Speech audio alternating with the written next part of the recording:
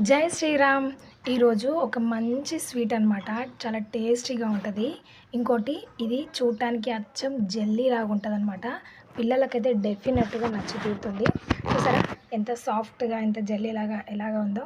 అసలు నోట్లో పెట్టుకుంటే ఇట్లే కరిగిపోతుంది అనమాట. అంత బాగుంటుంది ఈ స్వీట్. చేసుకోవడం చాలా ఈజీ.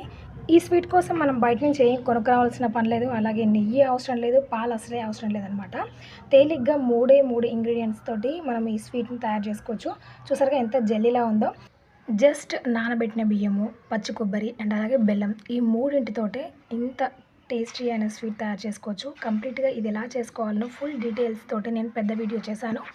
ఒకసారి వెళ్ళి మన ఛానల్లో చూడండి. నచ్చితే లైక్ చేయండి. ట్రై చేసి ఎలా వచ్చిందో కామెంట్ సెక్షన్లో తెలియజేయండి. మీ ఫ్రెండ్స్ అండ్ ఫ్యామిలీ మెంబర్స్ కూడా షేర్ చేయండి. మరికొన్ని ఇలాంటి డిఫరెంట్ వీడియోస్ కోసం నా ఛానల్ని సబ్స్క్రైబ్ అవ్వండి. Thank you for watching. జై శ్రీరామ్.